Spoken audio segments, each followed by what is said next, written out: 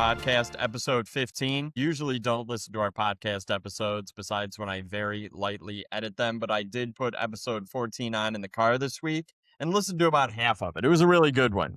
I think we made sense, which is amazing.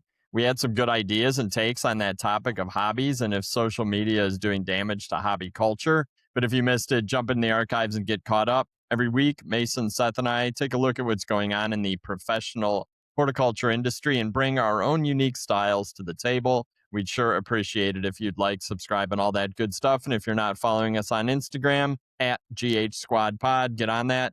Gentlemen, how's it going? Great. For a second, I thought Seth was just going to do a thumbs up and be like, 90% of the people that are listening are just audio. Yeah, like, why is that silence happening? I don't know. I feel like this was a more normal week. Like, at least for me, in the office, no holidays, no travel, no snow days, thank goodness. It's kind of just a week of knocking things off the never-ending to-do list. So, I don't know. It was a classic March week. Yeah, there you go. Like, I don't know, basketball world, March Madness, but I feel like March regularity is a nice thing. Like, I totally agree with you on that one and got a lot of things done on my checklist. And even started home projects. Yeah, like what? We're doing I'm going to call it an accent wall. It's probably not the right word. But like our entryway, there's like the stairs that go upstairs. There's like a giant wall. And we're going to put like some like text, like it's like boards up pallet there. Wood. I knew it. I knew it was going to be pallet wood. No, it's not pallet wood. It's like, they're like just like strips. And it's like 2 and then 16 inches, 2 more. And they kind of just to add like a feature and then put 2 sconces up there. But they're going to be like battery LEDs because I'm not wiring into that wall. There's no outlet on that wall, so I don't. But it's on stairs, so I built a platform with cinder blocks. So you can work on it. Yeah, and Alex came around the corner and was like, "No," and she goes, "I can't watch you do this." And what I didn't tell her till afterward is that I drilled straight through the carpet and put screws in the board on one end, and then just set it on the cinder blocks. You won't see it. You won't see those holes. You won't. That's and why I it's actually. carpet. Because I just did that to fill in some like putty. So when I go to work on it, it's all flat. But for the next one, I'm going to put little 2 runners on my cinder block stack because it's 7 tall so that my cinder blocks can't slide. So I'm going to screw those into the carpet on the lower landing. Make sure that are the sconces, just make sure they're higher than like eye level. Because we had sconces in our dining room once that were like this high. And I would just turn the corner and just run right into them. Yeah, I don't even know. Poke off the wall and you're not expecting it. I don't know about the sconces. The picture that I have to go off of. We took them down. We took them down. They will be easily repaired because they're not wired in. Because I'm not doing That's that. good. So yeah, because when they're wired in, you actually theoretically have to cap it. Yeah. So, but no, it's gonna be fun. I bought all my boards yesterday. And gonna be exciting. Well, your approach seems pretty innovative, Mason. You should post it on Instagram, and then you could help like inspire people on like what they could, how they could do the same sort of repair projects. That is true. Seth, that's almost a great joke, but I don't know if you actually remember that that's what we talked about last week. That I was like, oh, anytime I talk about home improvement projects, somebody's like posting on Instagram. Post on Instagram. And it would be an awesome joke, but do you remember me talking about that? Pretty sure that's why he brought it up. Yeah, that was placed. I know it was really, really dry. You can't tell about any inflection. I thought that was well done. I knew where you were going with it. No, I can't post on Instagram because I don't have Instagram right now. I'm still Instagram deleted, which I feel bad because I can't like and share the content, guys. It's like less than a month and you'll be able to. You'll still be working on it after April 5th. Well, I don't know. Maybe I won't go back. I will say, so far without Instagram, life is better. Okay. All right. We'll see how that goes. I mean, we can revisit that later in the summer when you're posting cinder block talk. That's pretty good. I like that. Cinder block talk, like book talk. Oh, there we go. Okay. Home improvement projects. Seth, how was your week? Pretty good. I don't know if I remember the whole week, but it's Friday. Amen. So, good. I had, we didn't have the iLandscape show last week, so I feel like you were just following up from that. Yeah, probably. Yeah, mostly for sure. You're a networker. I guarantee you're the kind of person who brings cards back and actually follows up on them. There you go. I mean, Mason was only there for you were there for what, an hour? hour and a half. I was there for like And 3 hours. 3 hours. I did the whole You spent show an hour 2 maybe. talking to me. So, did you do anything other than you just came to see me? Yes. And that's I so texted sweet. you I I texted you appreciate that. afterward, it was like, "Hey, I've finished meeting with all customers and distributors that I need to. So if you would like, where are you at? I'll come meet up with you now." Maybe possibly verbatim what I texted you. And I was Well, there maybe 3, maybe 4 hours. I don't know. well, I had more than 3 people to see, so I don't know what to tell you. Well, you know what? I I'm will. glad, and there's proof that everybody can do a show differently and get as much out of it as they need to. But I do feel like, Seth, you probably had some good follow up, and I'm sure that that took up a good chunk of your week. Yeah, it was super busy. Super Well, productive. last week, speaking of last week, before we finished recording, Seth mentioned something that I'd almost forgotten about, which is the hashtag the National Garden Bureau was promoting in February, which was hashtag CA Spring Trials Memories. So hashtag California Spring Trials Memories. And it was, I feel like it was maybe January and part of February, but anyways, it's over now. But I still think Oh, you can the jump on hashtag's LinkedIn and over? post it. I think so. I feel like it was like they were doing a contest where if you did that hashtag, you won like a vest. Oh, I missed that part.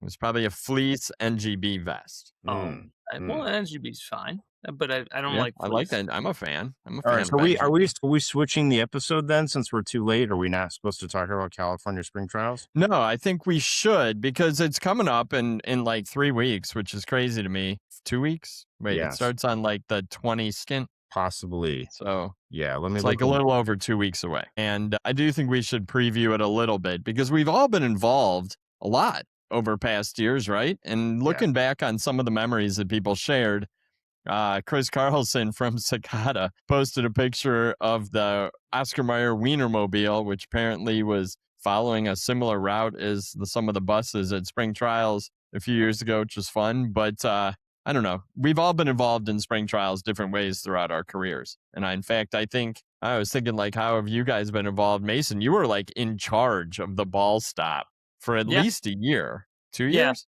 It's kind of like a year and a half.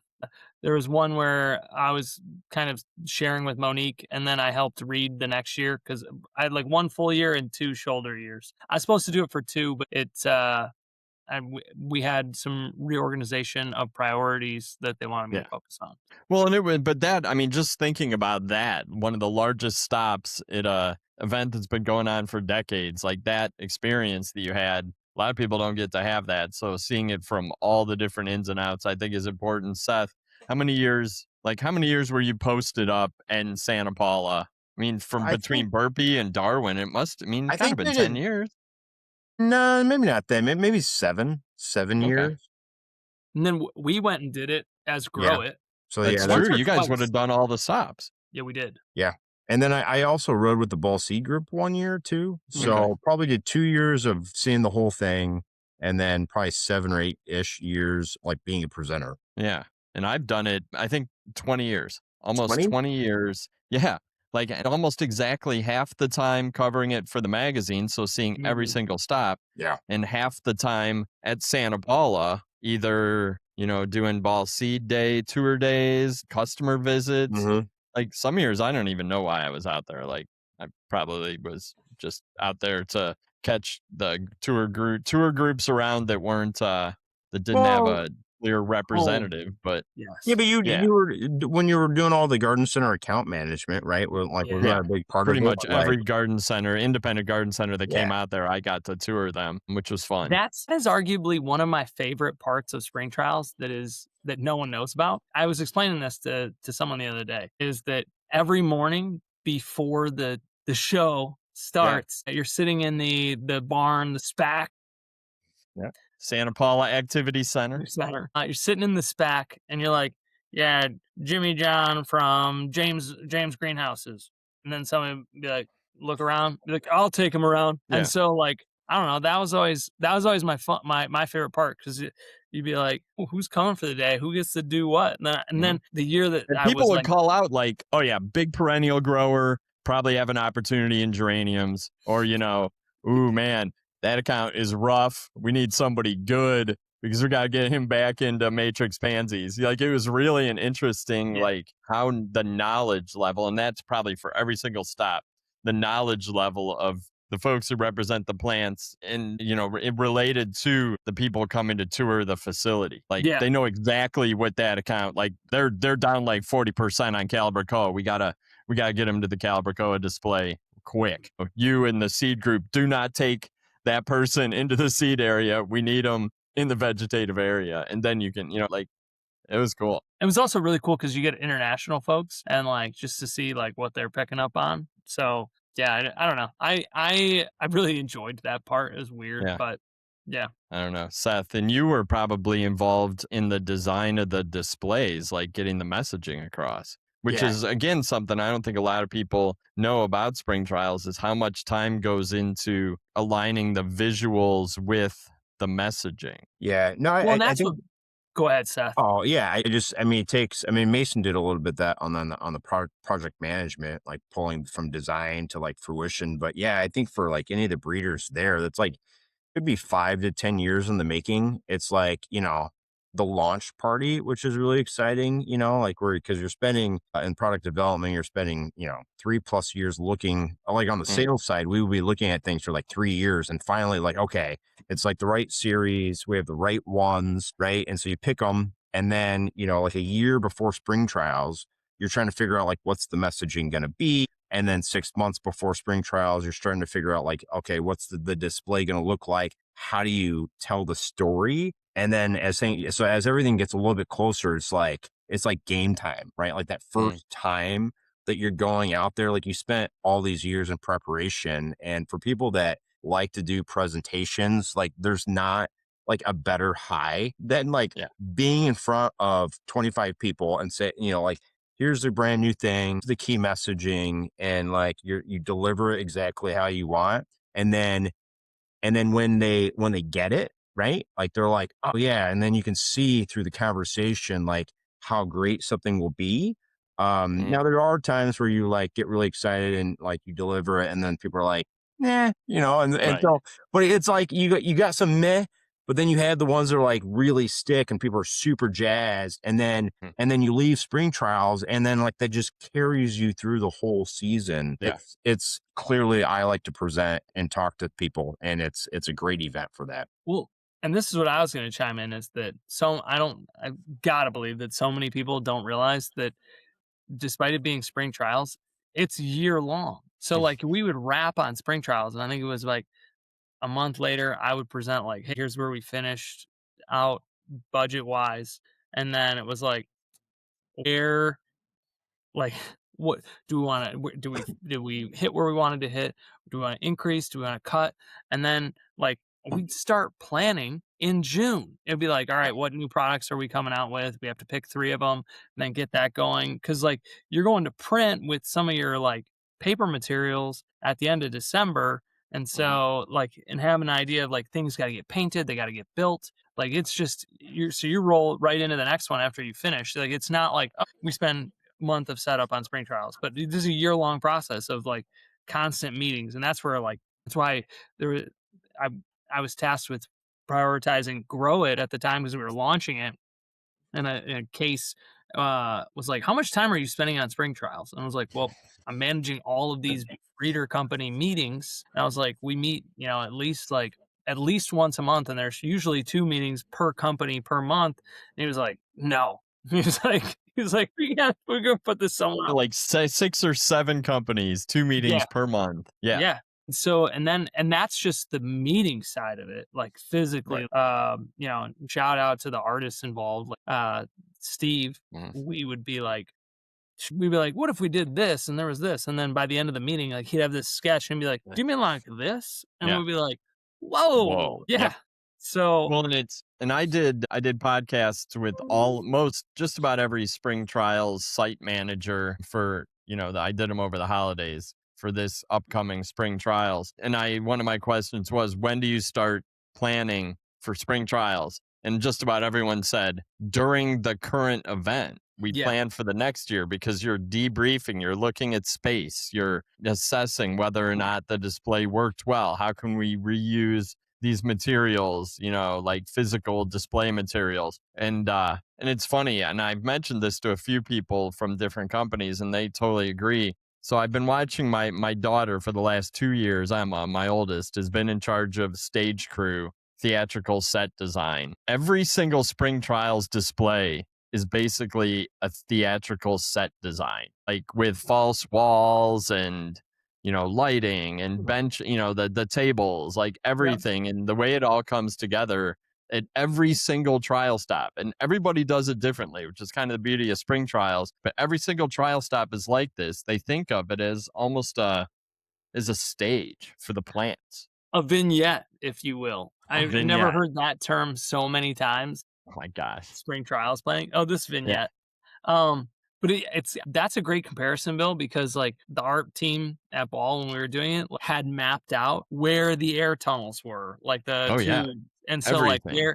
By where the poles down to were. like the square foot. Yes, and so like same with like stage crew, like you got to know where your outlets are, where your lighting's coming in from, like all Mhm. this. So yeah, it's Well, I mean, you could even take it further. 'Cause, I mean, theatrical production, right, of like the actors and presenters, right? Because like you'd Oh. want to figure out the flow. Like you have people for like 20 minutes. Are they going to come Mhm. in through this way? Or are they coming through this way? So Like if we have true. two groups, where are you going to stand so that way that group hears you? And I was always, I'm sure I know my team did not like it, but I was like, okay, we're going to do a walkthrough. I want to hear what you guys are saying. I want to see where you're standing because otherwise, sometimes people don't always think about the ins and outs, and then you can tell because then those are the those are the groups that are like colliding into each other Yeah. because there wasn't like a great plan of like where the presenter was going to stand and where everyone else was going to stand. So, I mean, that's just like in a theater production. I mean, I am a I was gonna say the thespian. thespian thing has to come out here again. Yep. Yeah, yeah. Well, and even some years, like when I was in charge of Ball Seed marketing, we would get everything scripted for the day that the sales reps arrived to go station to station. And the same would be done for, a mass market group that came or another distribution company. You had to script it. And we would do pre-calls where the presenters would actually present to a couple different sales Yep. managers on the call, and they'd listen and sort of tweak the messaging. Like it was very scripted, but so that you could get the most important messages across in a concise period of time, knowing that you did not have all day with most attendees. I It's also kind of a whirlwind. Speaking of that, I always loved when they do with the Ball Seed Salesforce, and like I think it was like BFP, and I can picture it in my head, and I don't even remember what the product was, but at this point, I think Jim Kennedy was sales manager at Ball Floor Plant, and was launching a product, and it was the sales team coming through, and he'd be like, Jose, how many think you can sell?" And you're Oh like, two hundred yeah, they thousand. call it out. How many? How many?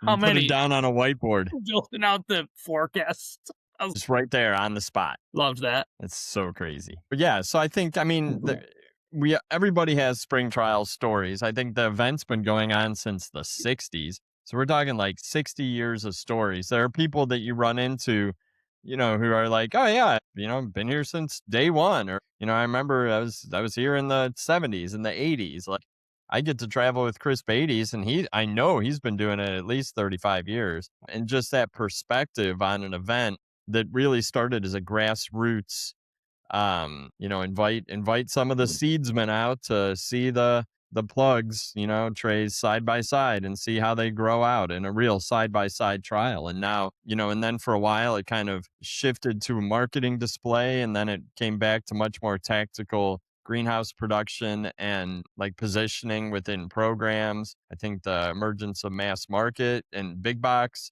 changed spring trials and changed some of the presentations. I just think it's evolved over the years with different people involved and different companies coming and going. But I do hear, one of the metaphors that I always hear is spring trials is like fashion week for our industry. It's when all the new beautiful things are rolled out, and each display is a runway. And I've always liked that metaphor. But Mason, you always call it the auto show, which I actually have started calling it. I have stolen that. I think why did you just turn the Fago bottle Well, toward the camera? as a Michigan And say you're representing Michigan Detroit. man. All right, I That's see it. right. Like, obviously, we are definitely gonna go with Auto Show over Fashion Week in Michigan, and, Yeah, yeah, I didn't even realize that, we're gonna be get a shameless plug for Fago, a great great Michigan Detroit beverage company. company. Yeah. What's a Fago? It's It's a like a pop. knockoff soda out of It's Like an not a ar- Detroit. knockoff. It's delicious. is it like I hope RC for Faygo I hope Pepsi? Faygo catches Yeah. this, and that would be great. Where do you get Wow. your We're gonna go viral with Juggalo where Nation. do you get Fago Meijer. at the gas Meijer, station? You can get Faygo anywhere. Another fabulous Michigan Michigan company. company. We should just do a whole episode on all the great things that have come out of Michigan, like Bob Eminem, Kid Seger. Rock, Bob Seger, Ted Nugent, top Yep. 4 greatest artists of all time. Yep. Yep. Ford. Okay, so Mason does call it the auto show for plants and plants. flowers, which I agree. I think it's great. I think that's a good way to describe it. I always like going to the auto show, see what's new, but also see trends, see like sort of the vision of the future for the auto industry. And earlier this week, I actually had some time. As I mentioned, my daughter is doing this musical, is in charge of the set and the crew, and I was waiting for her to get home so that I could help her study for her AP Environmental Science test. And so I was just sitting there on the couch. I'm not a big TV guy, so I just had my laptop and I started down this rabbit hole of auto shows. And I was like, what's the biggest auto show? And, there's Chicago, Detroit in the US. So there's Chicago, Detroit, and LA. And I was like, and like, which one's the most important? And they all kind of have their own role. Detroit, I think, used to be the auto show, and now Yeah. Chicago's kind of the auto show. Yeah. But the LA, the Los Angeles auto show is considered the show for global trends. Like it has a bigger international audience being in LA. And so I thought maybe we could, and so I found the top 10 storylines from LA Auto Show 2026. And so my crazy idea is that we can look at those storylines and kind of adapt them for our industry as a California Spring Trials preview.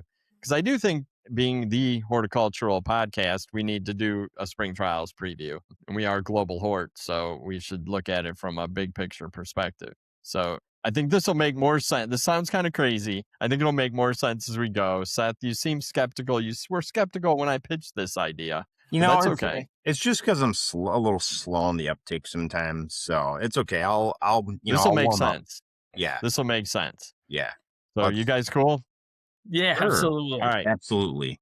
And so I've got my list of storylines here, which I printed out because I'm old and I don't like to look at the screen. So I can just hold this. If I hold this right here, you guys won't even know that I'm holding it. It'll look like I'm looking at the screen. So number 1 is electrification matures. EVs shift from hype to practical, production-ready vehicles focused on range, charging speed, and real-world usability. So EV cars. So I looked at this and I thought, all right, beautification matures. The introductions shift from what just looks pretty to what's functional in landscapes and gardens. New breeding is coming for plants that use less water, attract pollinators, solve challenges for growers, these kind of things. So it's sort of the maturation of an industry shift that's been going on for a few years now. What do you guys think about that? Seth, I got to believe this is going to fit right into your love of perennials, right? Like plants with function and purpose. Yeah. And I think what comes to mind for me too is like with the EV side of things, right? Like people thought they were really cool, but like the practicality,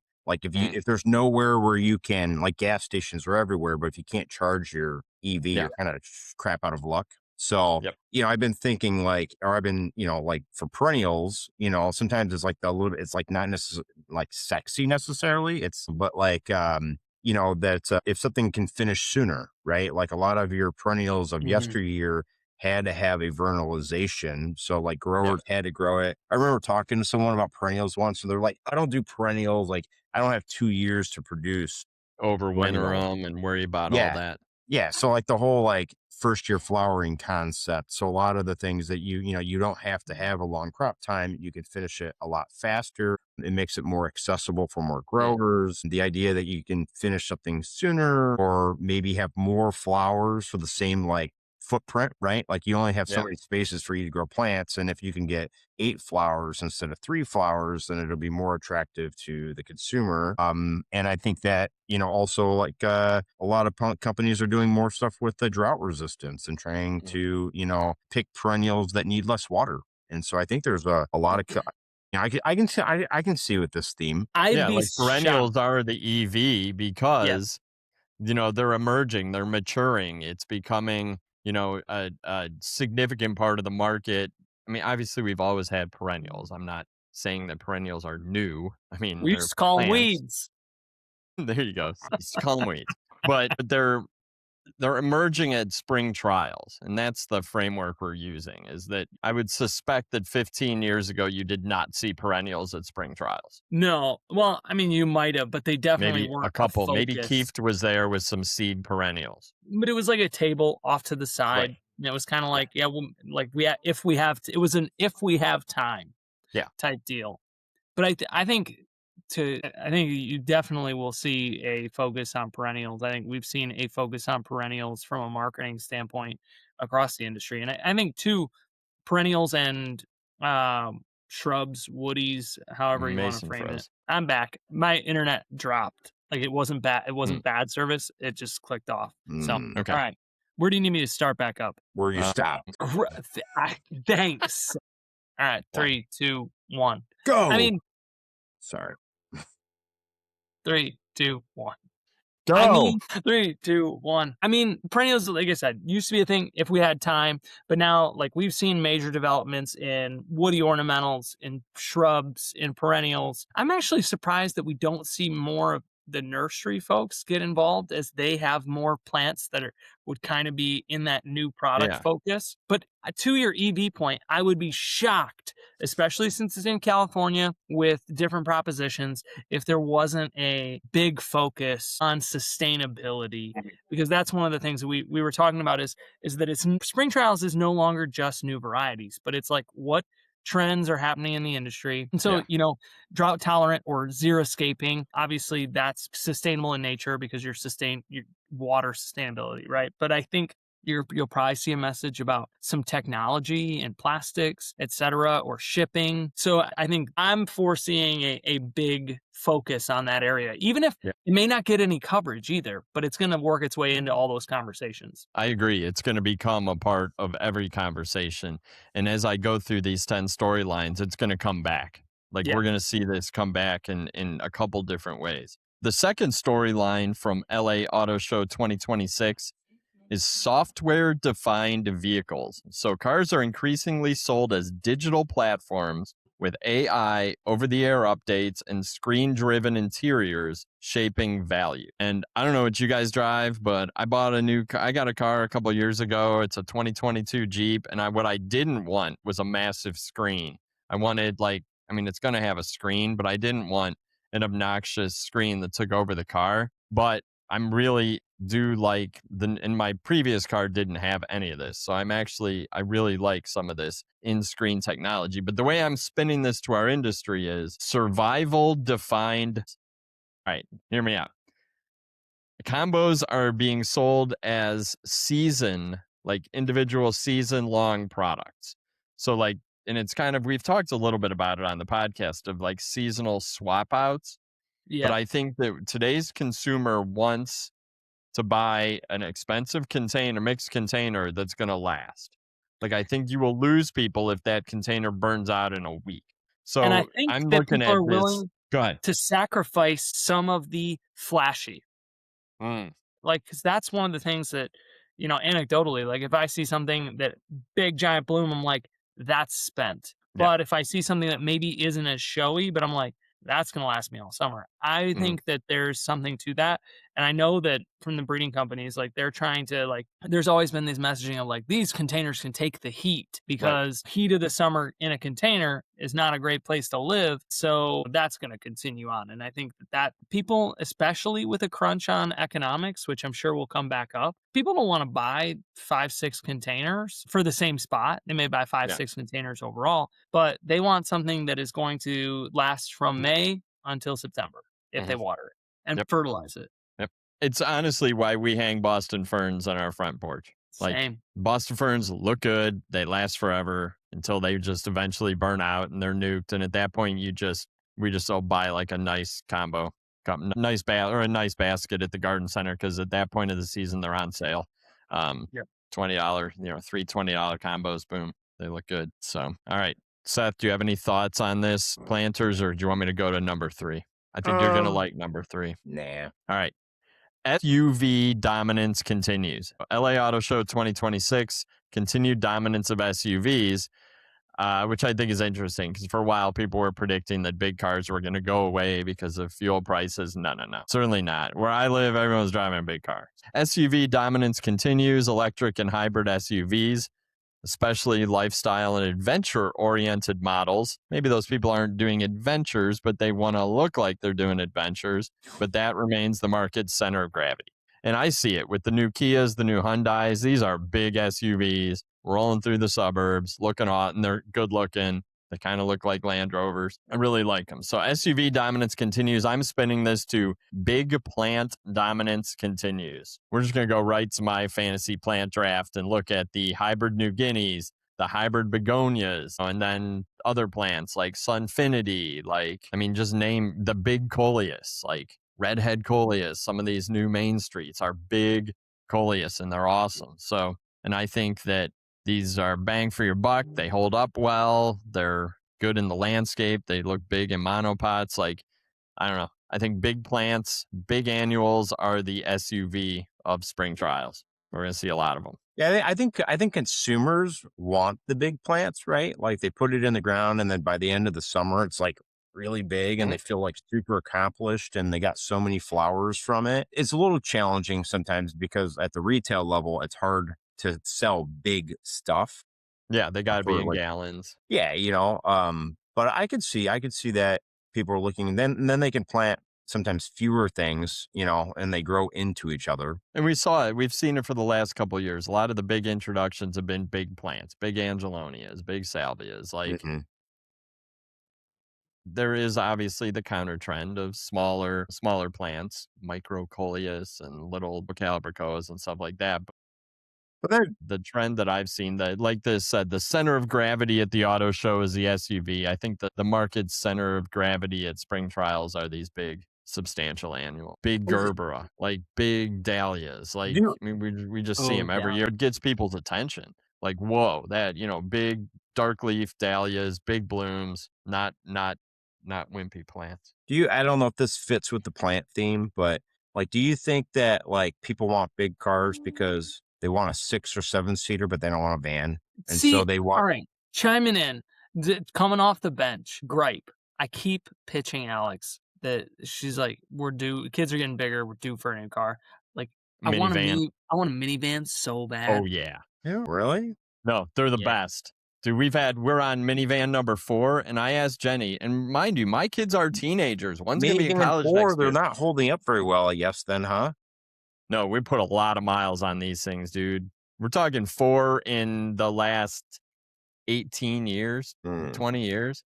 But I'm going to get into this 5, later. 6 years out of a minivan, and the trade-in value is always good. You can always find a minivan. They are not expensive. Everyone's got a minivan on the lot. Chrysler Pacifica, shout out. Great vehicle, made in Detroit. So I want to for a minivan, the minivan companies out there. Big suggestion. We'll get into it later in shout outs. 4-wheel? What?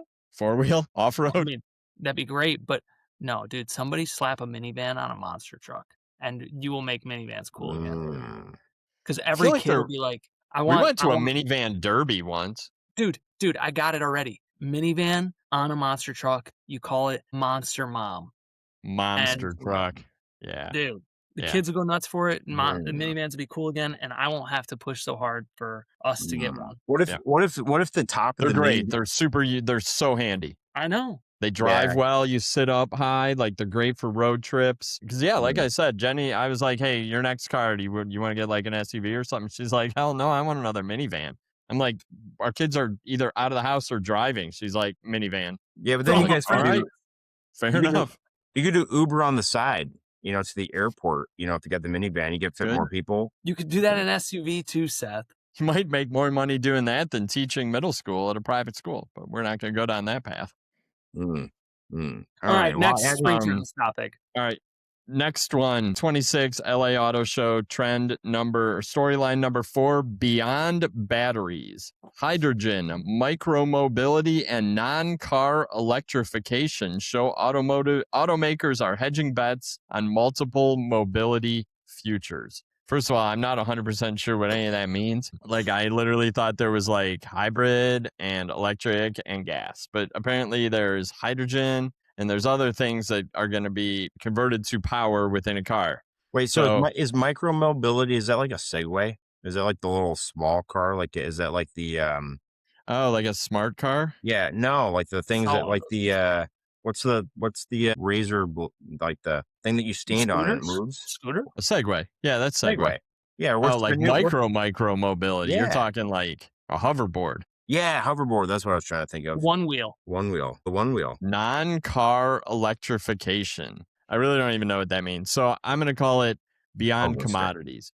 New genera, new forms, and unique plants for commercial use show that breeders and introduction companies are thinking outside the box. I'm gonna And spin it.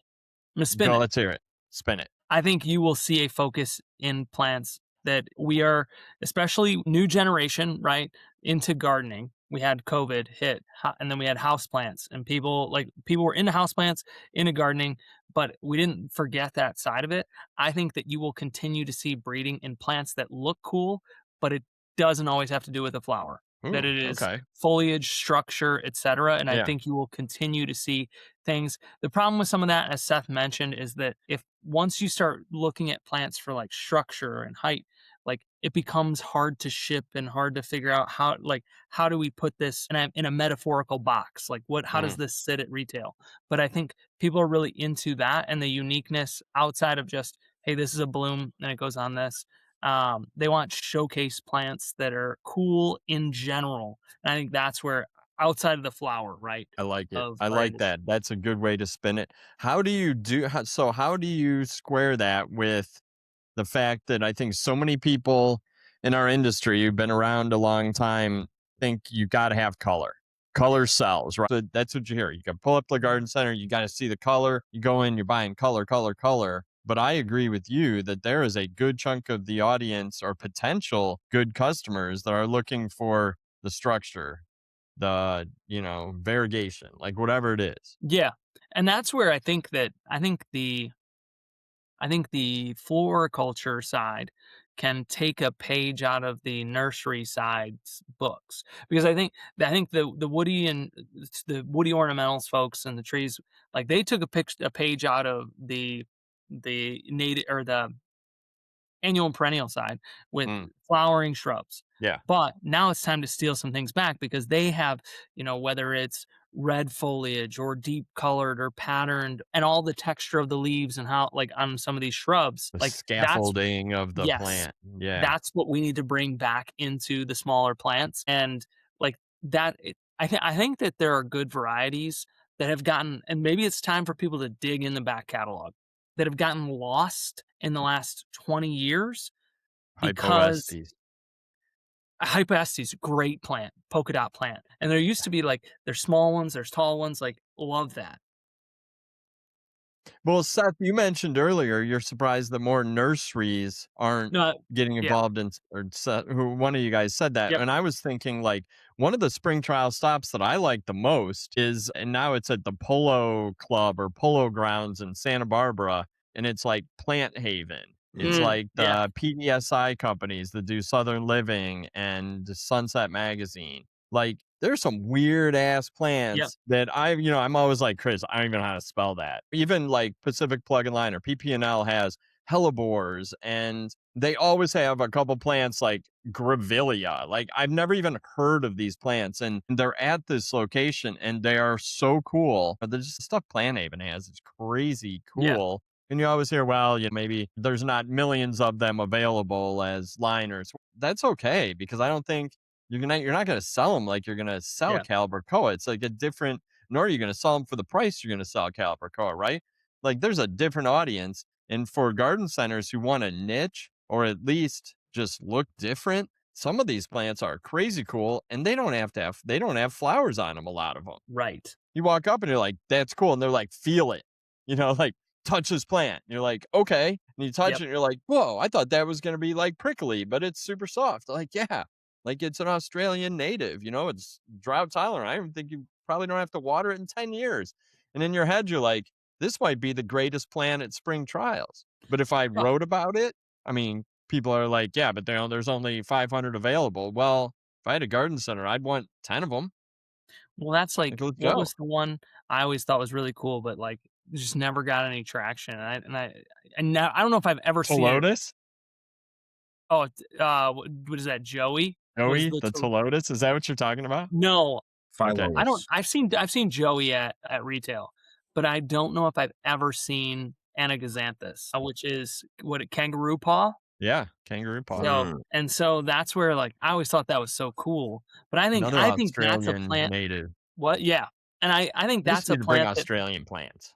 yeah, if you put that at retail at the right price, like Gone. people will go nuts for it. Gone. 20 Yeah, bucks, 20 bucks for a gallon Anaxanthus all day long. It's to the right audience. yeah, And not at, you know, not at a garden center that is trying to sell to my mom and dad. probably not. So Unless I maybe don't know some, your mom and dad's taste. Not Anaxanthus. what I would they think I buy? got their Kangaroo neighbors. paw? Yeah. Maybe Yeah. use a different word. Maybe agin. That word's too hard to say or spell. I don't think it matters what you call it. It just I looks remember it cool. anyway. They got Yeah. pink, red, yellow. Like there's a whole range of colors. That is a cool plant. Mhm. And someone's got to be able to produce it and grow it in big quantities. Yeah. Yep. Well, I just Like, there's another stop that we go to that's it used to be a Grexco used to be the marketing company, but there are all these companies out of Israel, Oh, Cohen, yeah. Jaldeti, Hishtil. Definitely thinking about them right now because I know Yeah. things are a little bit rough over there and they're having some. So anyways, You thoughts know, and prayers to the Israeli companies in our industry. But there was a couple of years that companies would exhibit with them and they just had like a super niche product. And maybe it was like a cut flower or just something that they specialized in, but they were so cool. And it's kind of like you said, Mason, they're structural, they're interesting. yeah, but like I think the challenge there though, for anyone that wants to do these things, they got to think about it differently, present it to a different audience and price it entirely different. And I think Mm, that's always been the challenge is Challenge. that you get people in our industry, and they try to put it in the same price category as yeah, everything else, but it's too expensive, like for like production wise, right? Like if you can't right. produce 1,000,000 units, then it's going to be 7 times more expensive than everything else. And so what happens, is that, like someone finds something really cool, they try to bring it to market, they don't have very much. And then, everyone's like, oh my God, why is it so? I can't, because I can only sell gallons for $9.99. I'm making this up, Right. right? I can only sell, for $9.99 because my customer will only pay $9.99. So you're a really cool thing that I really love. Either Yeah. I'm not going to make any money on it, or I'm just not going to offer it, right? So then, like all these really cool things, sort of like the kangaroo paw, just sort of Mm, fizzles because people can't find a way to sell. Like they need to find a way to pay for what it's valued at, and then mm, sell it in a manner that they can make money too, so it can be offered. And I think it's just like cool products they try to jam it into like a Calibracoa sort of format for pricing, and it just doesn't yeah. work. And then that's why these things sort of fizzle every year. Business idea. Okay.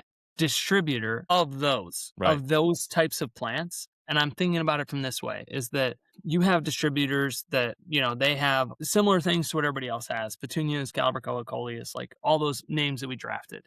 But then you have one distributor and like kind of like how Baker Creek does vegetable seeds, right? Like I know that if I want something weird from a vegetable seed perspective, I go to Baker Creek.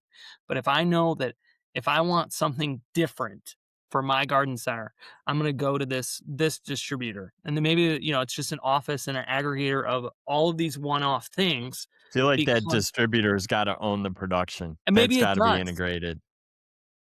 but I don't know why because I just want to be able to say, okay, I'm going to list my 600,000 units. I can't hit 1,000,000. And when they're gone, they're gone. But Mm, because that's like, and I don't really care because I'll just move on to the next thing because I know yeah. that it's limited. My caveat as that distributor would be like, I'm only going to take plants that are available in 100,000 units or whatever, pick a Yeah. number or Yeah. less. Or less.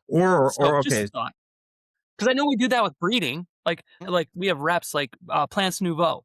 Like they mm, focus on kind of third party breeding and bring that Yeah. to distributors, but we don't have that from a distribution standpoint that I'm maybe an aware of. maybe an additional approach, because I always push collaboration within like garden centers, right? Like garden centers aren't competing with other garden centers; they're competing with other industries. And so, if you had like in your area, you'll reach out to your other gardens because the other minimums, right? So it's like it's Mm, unique, it's more expensive, and you have to buy 100 of one variety, right? Which is then makes it undoable. So if you're like right. if there's 4 or 5 other garden centers within driving distance, You can say, hey guys, like Split I that want 100. these cool things. I only want 20. So would everyone else want 20 as well? And so then you could order a box, you could meet your minimums.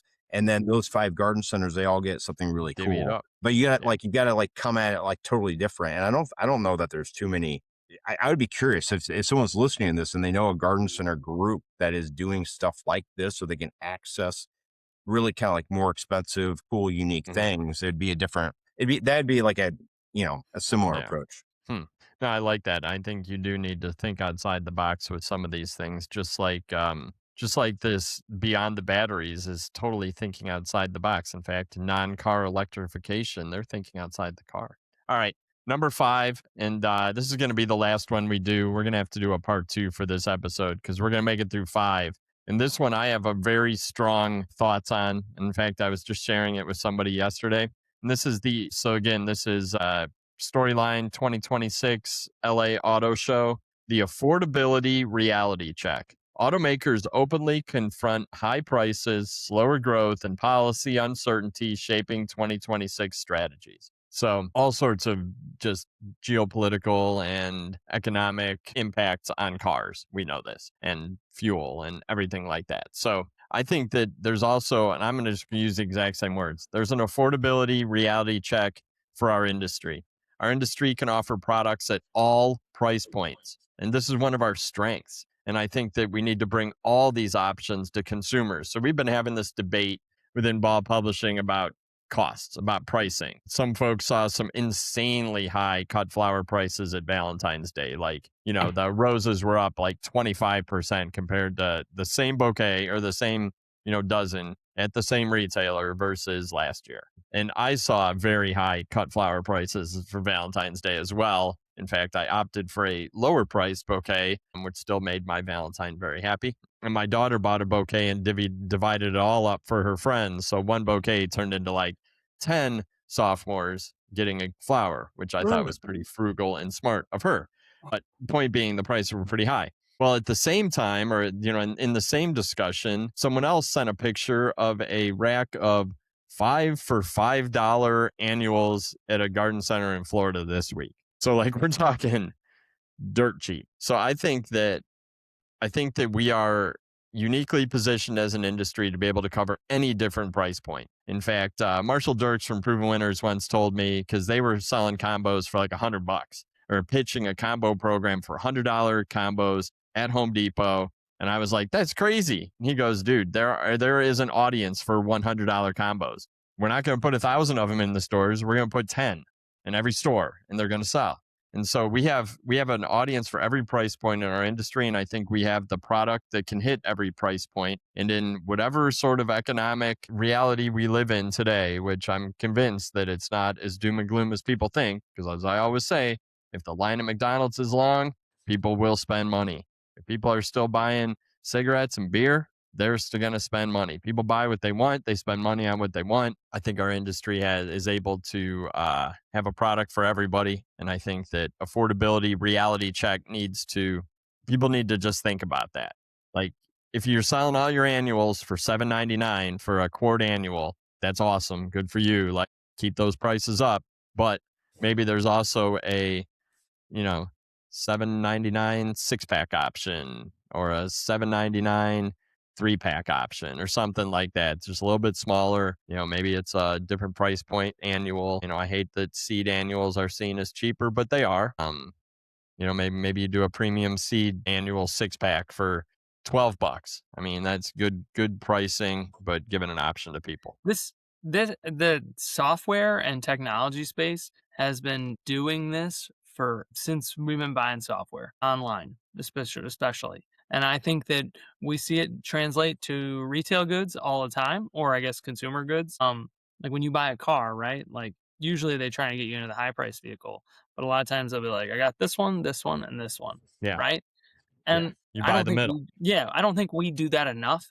And this goes from a breeding company perspective for marketing, but also from a retail perspective is to be like, here's good, better, best. If you Mhm. are interested in petunias, It's like, hey, you can buy this pack of petunias. It's not really going to spread. It's going to do this. It's kind of going to exist like this. That's your good option. Your better option is like, hey, here's a 6 pack of waves. It's going to occupy a lot of space. And your best option is, here is this Color rush tray paint, tray of vegetative 4.5 inch bubblegum. material. And so that's where I think that starts at spring trials to emphasize like we have this as a breeding Mhm. company. We have your good, better, best. But then it's how does the retailer frame it and showcasing like, hey, to put the same genera together between like petunias or salvia or whatever and showcase like you decide where you fall in this and then to showcase like it's going to point more people towards the middle. It always does. And that's where I think that's where for our industry too, like a lot of like there's good margin in the middle and Right. so we don't do You a got to good enough build it job that of way. Like you got to showcasing. make sure that your good margins in the middle Yeah, too. yeah, Yeah. but But thank you for bringing it back to spring trials because I immediately went down a consumer path. But you're right; it's got to start at the positioning at the breeder level. yep. Um, Which I think. And not every breeder can do that, but some, like a ball, can no, but definitely they're do that. definitely starting to. We're Yeah, seeing much more of that in the last 5 years. A yep, lot more of it, and I think that's driven by retail demand. And I'm gonna we'll get into that in one of our next five is how that's shifted. Yeah. So I like the good, better, best concept. I don't know that we do translating into the retail side and the consumer. I don't know that we're telling that story as much. And I think there's more right. opportunities. I think we try to do it like from a sizing perspective, right? Like the good would be in like a 306 pack with a handle, which is often seeded product. And Mhm. then you're more vegetative, you're more like, better or best would be in like a single 4 inch sort of thing. But I think if we can adjust the sizes, tell the story, like you said, Mason, like, oh, like this is good. It's a flowering petunia, but it's going Yeah. to stay nice and small. And if you want a better one, it's going to get a little bit bigger. And maybe your best is a lot bigger. And people can kind of choose where they are. I also think I don't know that it's super fair here, but like I feel like at the grocery store side of things, all of the packaged goods companies are just making things smaller, right? To Hmm. decrease their costs, and they're charging actually more, those people, right? In our industry, like we're just gonna have the same size as we did last year, and then then you just, increase the prices, So I Hmm. don't know if there's like at some point, do you have to do a size adjustment or offer something different for customers so they have an opportunity to like an entry level? Like, what's that entry level for people just to have stuff? Like, at the end of the day, we just want it to be habitual, right? Like, we Yeah. want people to buy plants every year. And how do you make it like easy for them to do it one way or another? Man, I am just the biggest advocate for nursery industry today because I think that's another thing that we can look to because that's over the last decade that and I think COVID forced a lot of this is because we ran out of certain size of trees during that Hmm. time period.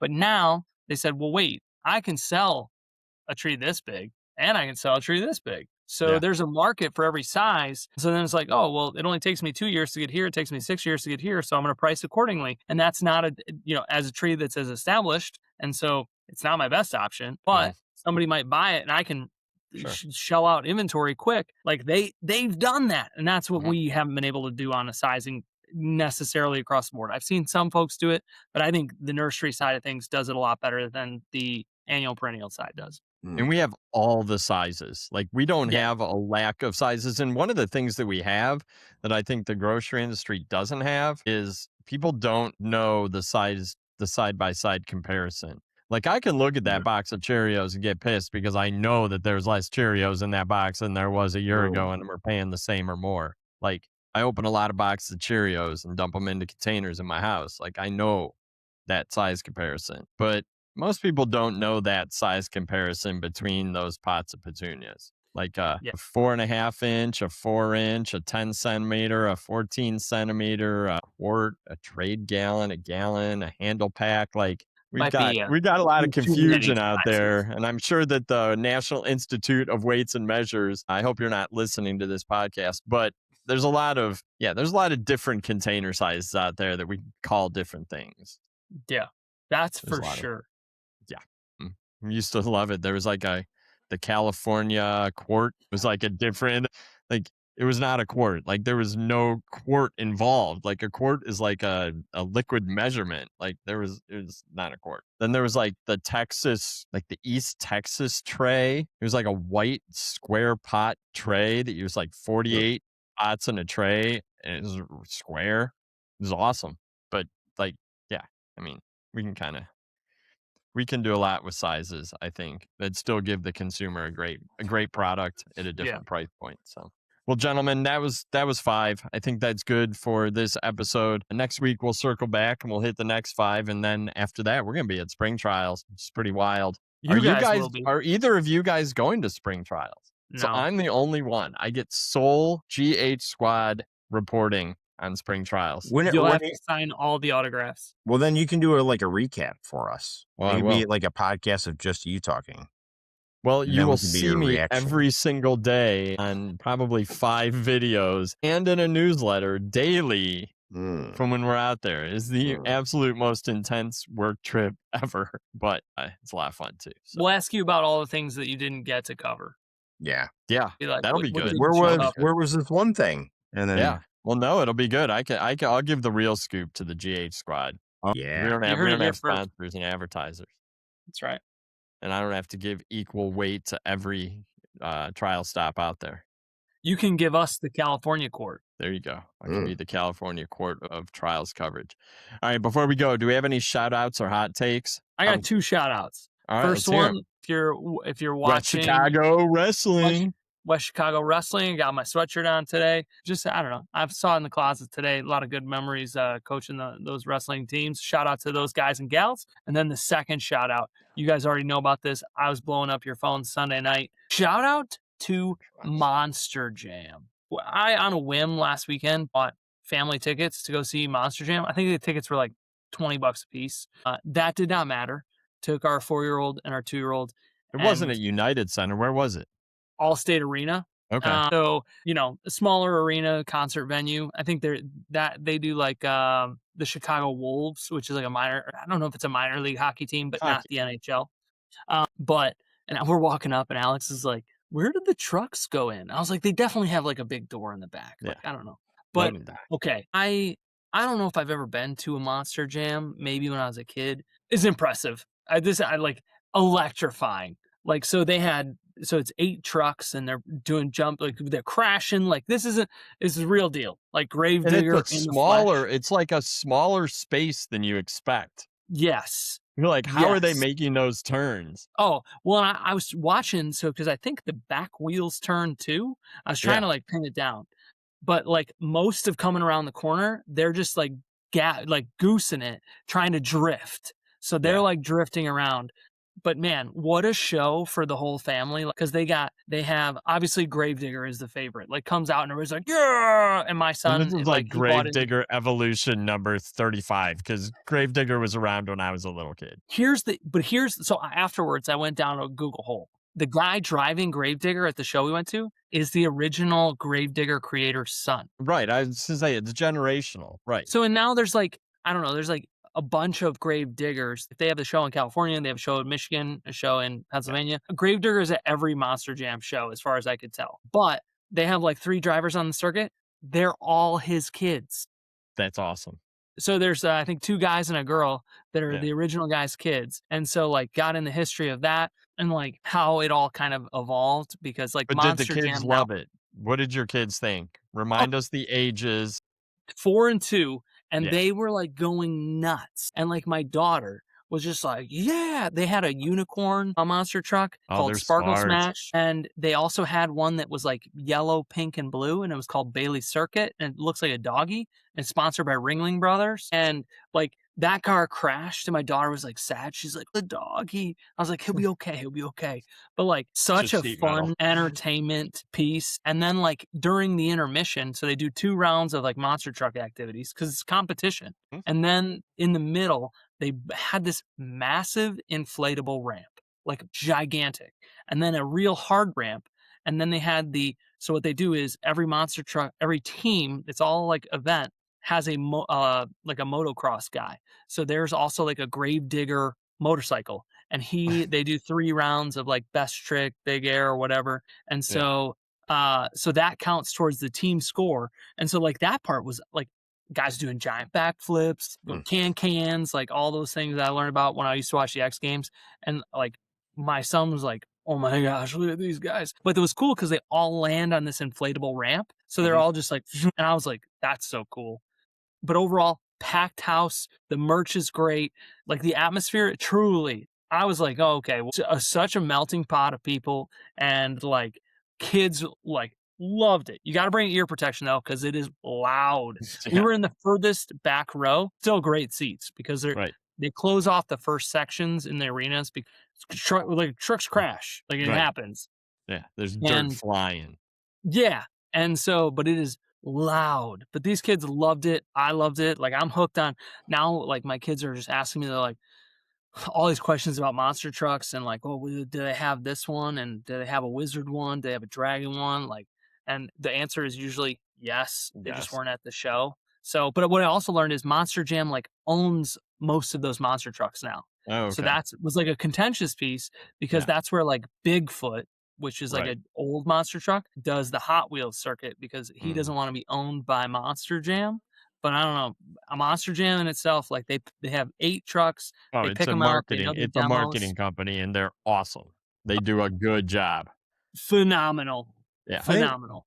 doesn't Hot Wheels makes Monster Jam trucks. No, they Yeah. don't. Yeah, they So do. They it's split. don't. Like they will make the Hot Bigfoot, Wheels and they'll make Hot the Wheels ones that are makes in their. correct.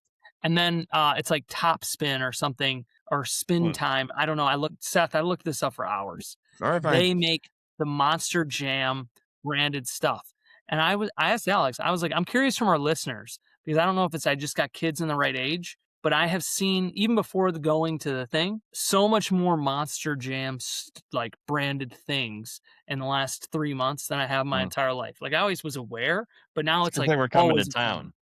It's Well, because but they're dialed in on the social side. They're a marketing engine. well, and it was I but even, like, I see, like, Monster Jam, like, I'm talking about product placement, like, they got Yeah. Hot Wheels, or they got I toy think cars, they got everything. I think that's exposure. I After having, and maybe Bill can attest to this, there's like age groups that kids are Yeah, Yeah. super into things.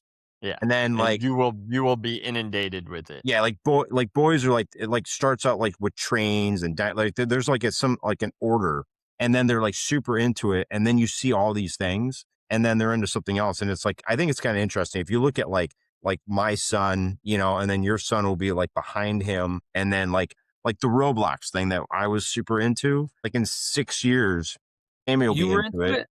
Yeah. What? And then but then you'll be like, "Oh, Roblox," and in episode 497, you'll Yeah. be like, "Oh, grow a garden." And it'll be like the stuff we talked about. So did you see No, that the company that owns Monster Jam also is expanded into Disney on Ice, which they licensed from Disney, Sesame Street Live, and the Monster Energy AMA Supercross.